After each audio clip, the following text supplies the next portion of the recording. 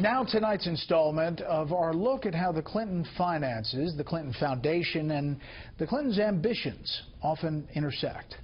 Few stories have generated more controversy than the reports the Clintons facilitated a deal to give Russia control of American uranium. The reporters themselves have actually been assailed, including Pulitzer Prize-winning New York Times reporter Jo Becker, who we have interviewed several times on her work. Becker has stood by her story amid withering criticism from the Clinton campaign. Foreigners cannot donate to a presidential campaign. That's meant to limit the influence of foreign governments and foreigners on our political process. But they can legally donate to charitable foundations like the Clinton Foundation. Billionaire businessman Frank Giustra, a Canadian, is a friend of the Clintons and a large donor to their foundation. And he had an interest in uranium mines located in Kazakhstan.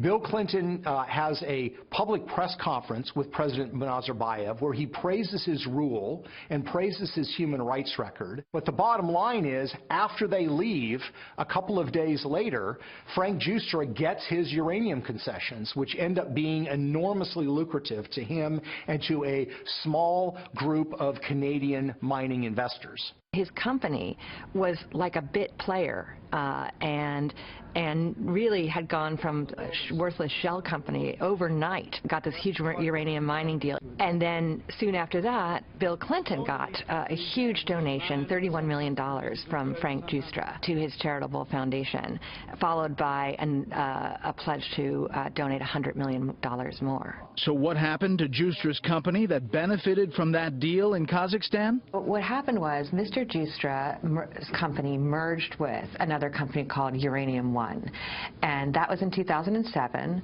Mr. Giustra told us that he, at that point, sold his shares and got out of the business. And the new company, of course, has the Kazakhstan assets that Mr. Giustra acquired, and it also starts to go on a buying spree in the United States. And then the Russians bought it.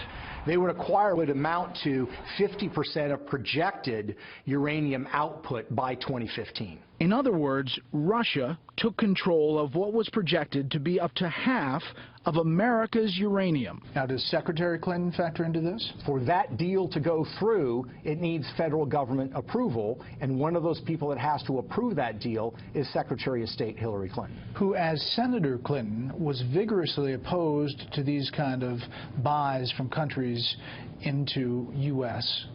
property. That's a great point, Brett. You remember the Dubai ports deal, for example, which he was opposed to. We believe that no foreign government should control our ports. In this particular case, we're talking about uranium. We're talking about things that relate to the nuclear industry. We're talking about the Russian government, which already provides equipment, material to Iran. That's correct. It took Schweitzer some digging to figure out how deeply those uranium interests were invested in the Clintons. So let's go to the Fernwood document. Well, Fernwood Foundation is an entity in Canada controlled by Ian Telfer, who ends up being the chairman of Uranium One, which is the Russian-owned uranium company. Ian Telfer, in 2007, made an individual contribution to the Clinton Foundation. They did disclose that. The problem is, based on Canadian tax records, in this particular case, made a payment of $250,000 to the Clinton-Giustra Sustainable Growth Initiative. They are required to disclose the donation. They failed to do that. This is a hidden contribution. And over the course of a couple of years, you're talking about more than $2 million from the Fernwood Foundation to the Clinton Foundation. When you actually go to the Clinton Foundation website itself on disclosures and type in Fernwood, you find no contributions listed whatsoever. When Mrs. Clinton became Secretary of State, she signed a memorandum of understanding with the Obama White House because they understood that having a Secretary of State whose husband is collecting money from various foreign interests could potentially pose conflicts of interest. And so they laid down certain rules. They said you can't take money from a foreign government. And they also required that the Clintons make all of their donors to their family foundation public. And contrary to the agreement that they had with the White House, those donations were never made public. Ian Telfer told the New York Times that he made the donations based on his wish to personally support Mr. Giustra in his charitable work, not based on any relationship to the Clintons.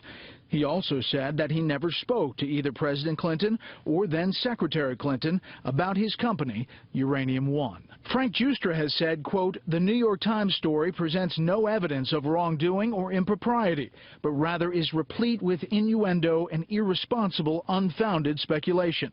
The Clinton campaign had this to say about both Schweitzer and the New York Times reporting. Clinton campaign spokesman Brian Fallon said, quote, "Hillary Clinton herself did not participate in the review or direct the department to take any position on the sale of Uranium One." The campaign said typically these kinds of decisions don't go all the way up to the secretary and instead are decided at the assistant secretary level. And they produced an assistant secretary to say that she had never intervened on any case that he was involved in. But what they didn't say or couldn't answer is, was she briefed? Before this decision was made?